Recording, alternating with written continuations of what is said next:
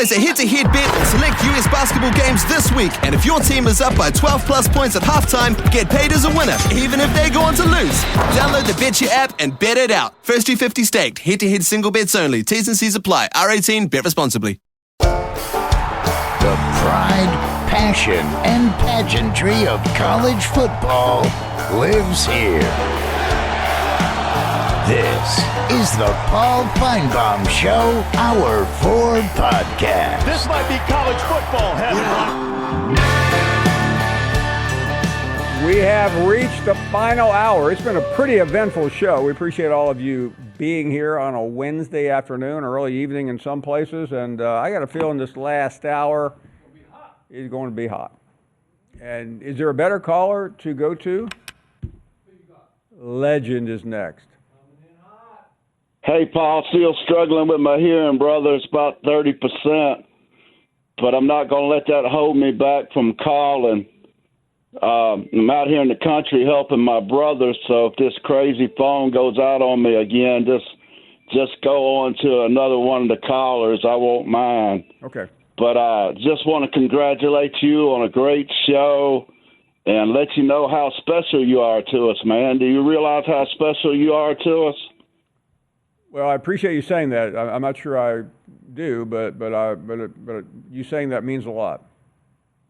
Well, you are, brother. You like our radio daddy in a way. You like daddy to us in a way, man. We all love you, and we all really desire your approval. And I think that's a lot of the problem that you are having now with somebody that I won't mention. But you know, I would like to say this about I-Man and Squirrel, my two black hat brothers. I talked to Squirrel yesterday, and he really talked some sense to me, you know, and let me know don't let another individual steal my joy and peace, you know. And I appreciate my black hat brother for breaking it down to me like that, because I do listen to Squirrel. I appreciate him so much. And the other black hat brother, I-Man, you know, I really appreciate him as a friend, and I'm so glad that, you know, me and him used to be bitter enemies, but then we had a chance to meet at Shane's funeral.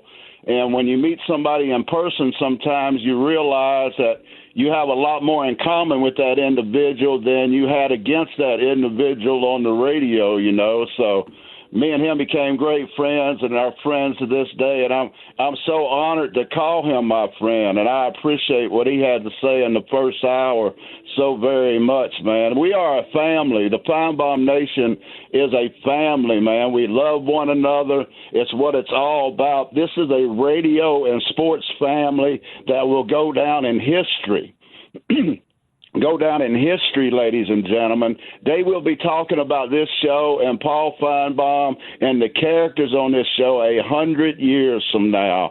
I guarantee it. There's never been nothing like it. Never will be nothing like it again. You cannot duplicate it. It will never be duplicated on any level. It is that special, ladies and gentlemen. And I appreciate everybody that's called, man. All the young callers, the old callers. I want you to know how much I appreciate you. You know, I don't have about 30% of my hearing. I have to get the TV all the way up to my ear almost, but I do it for 4 hours a day like that because I love Paul Finebaum. I love this bald-headed man. I love the background guys, my black hat brothers back there, and all the callers. It means something, baby. We a family. Don't ever let nobody talk down to you. Don't ever do it. I have folks all the time tell me I wouldn't be a part of that show. I said, man, I love my redneck brothers and sisters. I love my country folks, man. I love my ghetto fabulous folks on the Finebaum Show, man. I love them all. I'm proud to be a part of it. Proud to be a part of it. Paul, let's talk a little basketball for a minute. Let's do. I put out a tweet the other day that I think there's 3 teams in the SEC that can win a national championship. That's Auburn, Florida, and Alabama. Do you agree with that, or do you believe there is a fourth team? I'm not talking about making a Final Four or a Sweet 16. Do you believe there's a fourth team that can win a national championship other than the three I just named? There's a fourth team, Legend. I'm not directly answering what you asked, but that could get hot and make a long run, and that's Tennessee. But national championship seems a little bit too much. Yeah, to me, Tennessee this year is a lot like Tennessee last year. Tennessee had a good team, but it seemed like Rick Barnes' teams always comes down to offense not being quite explosive enough, and they end up dependent on one player. And they did that last year with Dalton Connect, and that ran out for them. And I'm afraid they're going to do the same thing with Lanier this year. If they get in a situation where they have to outscore somebody, I feel like, they're going to depend on Lanier too much. I don't see Missouri. Honestly, I don't see Kentucky. They might not get out of the first weekend. Even with Butler and Robinson, Pope's got problems at Kentucky. I don't know. They might can make a Sweet 16 run. But, I will say this, Paul, about Auburn. Auburn has a weakness. Auburn has a kryptonite. I've noticed it and I've seen it. You can get up under Auburn's skin. If you play Auburn hard and physical, you can end up having them getting technicals and getting in a rugby kind of basketball game. It'd be very interesting to see Auburn play a Clemson or a St. John in the tournament. They have a kryptonite. You can get up under their skin. Alabama, they ought to foul the hell out of Auburn this next game for the first 5 minutes and get them into a physical game the way the Celtics used to do the Lakers, and it'll change the whole outcome. They have a weakness. It's just going to take a great coach to figure it out. Hey, have you seen Calipari and Rick Pitino's show on the Vice channel this year? I have not. Yeah, they got documentaries about both of them guys running, the whole season. Pitino's one's called The Family, and Calipari's one's called The Razor Edge. I watched them last night. Finally got to hear some of it. When you watch Calipari, his whole thing is if they could just grasp his knowledge of the game, he could make them into a champion if they could just grasp it, And I'm thinking the whole time, I said, he's been selling that same bill of goods. He's just a car salesman. I mean, I think he's the most overrated SEC coach in the history of the league. Give me 20 years at Kentucky, I'm winning 4 or 5. But the Pitino show, you quickly figure out that if you had to choose between Pitino and Calipari, you are choosing Rick Pitino 6 days a week and 15 times on Sunday because he's clearly the better coach. I think Pitino might be in line to be coach of the year. What he's done at St. John, a team that ain't been relevant in 25 years, is amazing. Hey, Paul, love you, man. Will the real Alabama Crimson Tide please stand up? Mark Sears, we criticize you. You stood up, did your thing, dude. I give you props. You playing like an All-American. Keep it up. Grant Nelson, wake up. Come alive, dude. You are one player. If you come alive, we're going to cut them nets. Love you, Paul. Man, you a made man. Your word's good enough. Nothing else, brother. Need it. Legend has left the building. Thank you, Legend. Great call, as always. Expired in Texas. What's going on, Paul? How you doing today? We're doing great. I'm just going to expound on what Legend was saying. The 3 teams that can actually win a national title in the SEC, and I agree with them. I think Tennessee can. I watched them play A&M last Saturday, and that's a pretty solid team. I'm not saying they will. They're the 4th team, no doubt, out of those teams that he said. I don't think A&M can. I think they can lock up anybody. They can out-rebound anybody. They can out-physical anybody, Paul. But you know what they can't do, Paul? What's that? Shoot. They can't score. That helps. It's hard to win. It's hard to win games when you can't score, Paul. And they can't shoot free throws either. So it's a recipe for disaster for them. They're probably one of them teams that they might go out in the first round. I mean, that's just how I see it, kind of hitting a mid-year slump. But, Paul, I wanted to say to everybody out there, and we're kind of all down and out a little bit, and I lost a friend kind of tragically. Hug everybody, love everybody, and and try to make peace with everybody. Have a great day, Paul. Thank you so much. Rick in Houston, you're on the air. Go right ahead, Rick. Hey, good afternoon, Paul. Had to have a tree taken down, our big tree in the backyard taken down today. It had gotten struck by lightning, and the rotting had just gotten too bad. So, been watching those guys do that all day. But great show today, Paul. And yesterday Tanner made an outstanding phone call, and Brandon made one today. So, kudos to both of those guys. And it behooves us all to take what they said and try to apply it to our own lives. So, and also, Paul, your statement on not removing Jim from the Ring of Honor, I think you're spot on with that, Paul, because like you said, no reason to do anything to increase his martyrdom. And, to be honest, back in the day, years ago, before, he became the Jim of the last 5 or 6 years that everybody's aware of how he's been. He was a good caller. He was a great caller. So, I think I think you're spot on with that. But, Paul, I just want to say that, and this is to Legend, and I'm being very serious now. A while back, he and I had an exchange on Twitter, and it got rather heated, Paul. And I'm just going to say that I went somewhere in that exchange that I shouldn't have. So I just want to publicly apologize to Legend and say that I am sincerely sorry for what I said. Paul, have a great day. Thank you, Rick. We'll take a short break here. We still have 45 minutes remaining on this Wednesday night. You're listening to the Paul Finebaum Show podcast. And we are back, and we've had a really good show. Mostly great callers. AC is next. Mr. Finebaum, thank you so much. Thank you so much for taking my call. How you feeling, sir? Fine. Let me say this. When you see the sun, it turns brighter. This is like Legend is talking. It's like it turns brighter and brighter. However, when Jim from Tuscaloosa speaks, it's like the sun turns into dark and it starts raining. Jim, the family told you to do things and you have done that. We love you and we embrace you, bro. Keep doing what you're doing. Holla.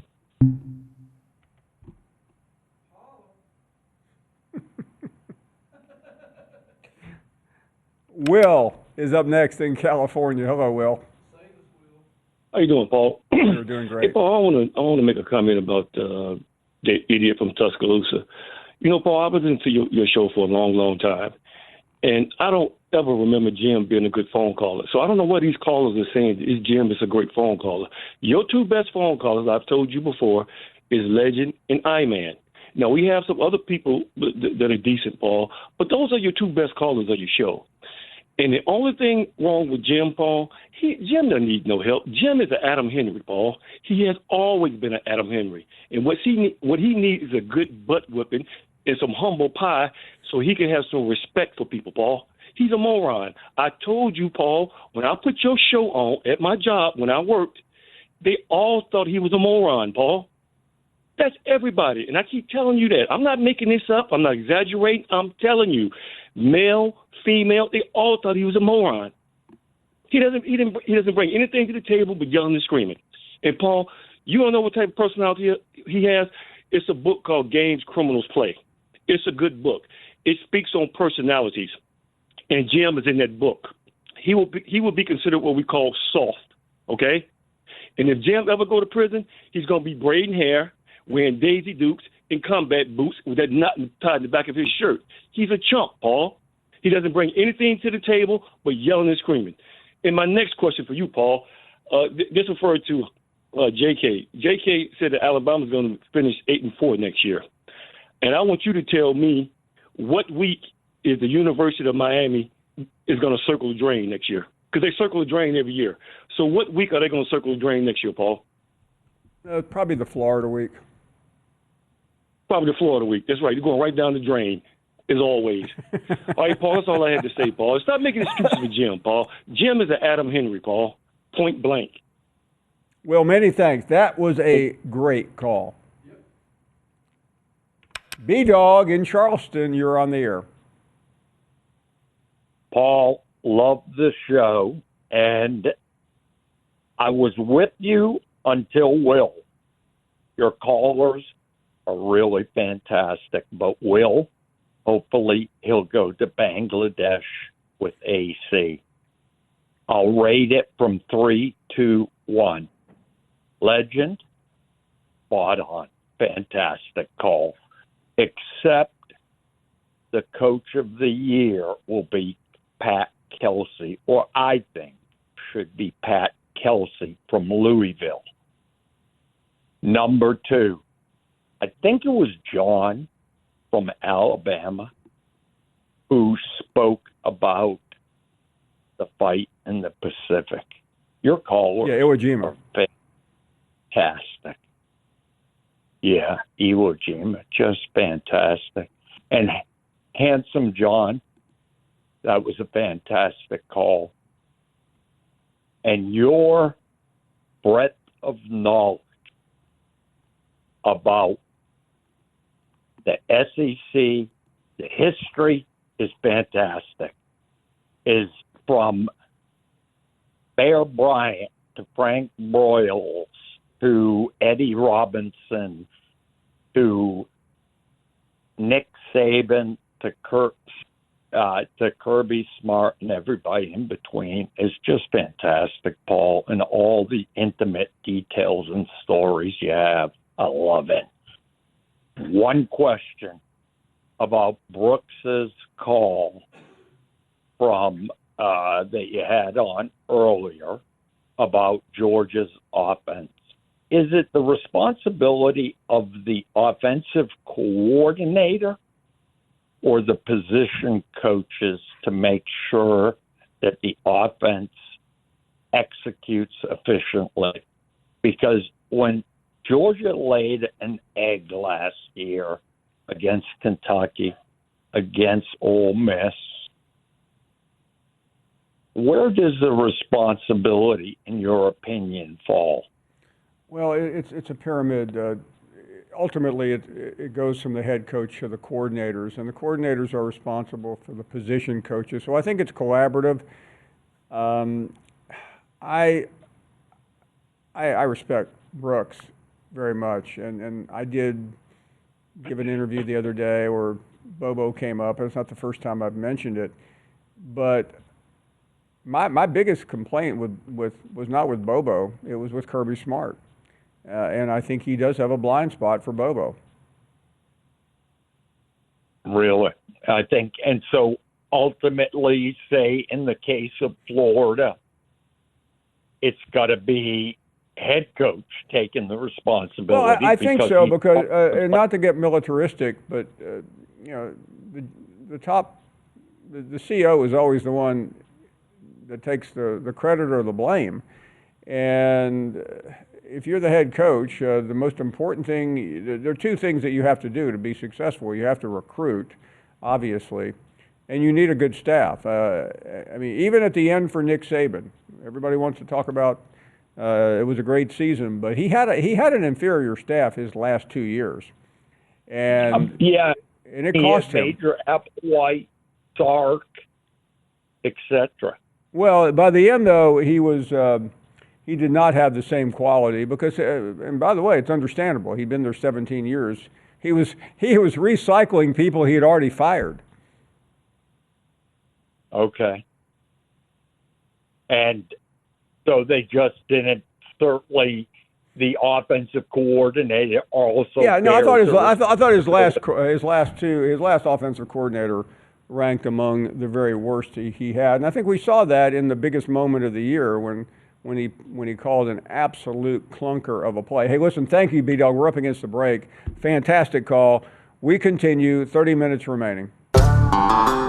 You're listening to the Paul Finebaum Show podcast. Yeah, we've got a big guest tomorrow, Josh Brooks, who played a critical role in saving his school a lot of money. We'll talk to him not only about that, but about what's going on with spring games. Georgia is having a spring game. A lot of schools are having modified or none. AJ is up next. Mr. Paul Finebaum, I got a question for you. Is this the Paul Finebaum Show or is this the Love Boat? Because after today's show, it's got to be the Love Boat. Love. You must be the that's right. I missed that show. Oh, that was a good one. That was a really good one. But no, it's been a great show today. One thing is did I hear legends say that you can get under Auburn's skin? Yeah. And that's how you gonna beat us? He said, yeah, the opponent will get under their skin. Now, let me tell him something. We too damn big for y'all to get under our skin. We pushing them little boys around playing street ball, son. So you ain't nobody getting under our skin. I mean, that's just that's fake news right there. But Paul, I'm kicking off this campaign with Free Judge John, Free Judge John, Free Judge John. Whoever it is, tell them to let John call in. He's a good caller, Judge John. He's a great caller. I like his calls. I enjoy them. And I like to hear him when he comes in there. So we're going to Free Judge John campaign kick off right now today.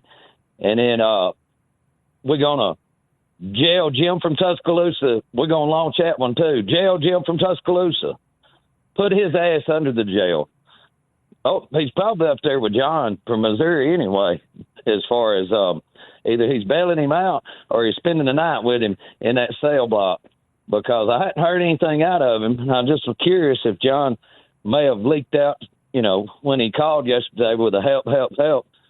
What was he wanting help from? Was he wanting bailed out? Or was he just wanting help psychiatrically speaking? Because he needs help in the head, and so does Jim. And then you got AC over there. He's the dumbest ass that I've ever heard call into this show. He seriously is. And then Bash, I'm going to tell you something, Bash. You're falling off on your calls over there. I don't know what it is. Maybe you cut some of your, ideas out when you cut your hair off or whatever. But tighten up. And more damn Eagle. Love Boat. Snake is calling next. Hey, Paul. But I just want to let everybody know that these prayers don't work for Jim. I've been praying for him for years. I mean, every time he quits the show, I praise the Lord that this will be the last time he quits and he won't call back in. But he proved me wrong again today. So I'm going to pray one more time for him, and then I'm going to hang it up and use my prayers on people that really need them. But other than that, I know you're running short on time. I'm going to call you back tomorrow and talk about I wish you would, and thank you for thinking of all of us in your prayers. It has been a big topic of conversation. You just heard AJ. I don't know what's going on. Do you about John in Durango? He was supposed to stand trial this week or sometime this week. We have a call from him now. John, welcome back.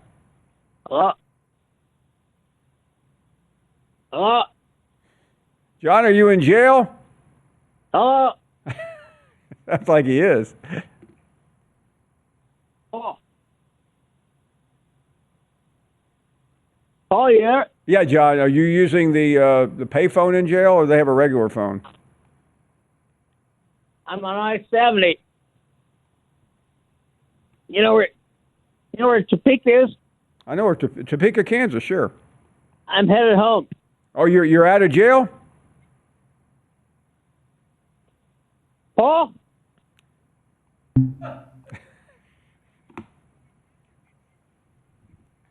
I don't mean to alert the authorities, but it's possible that John is on the lam.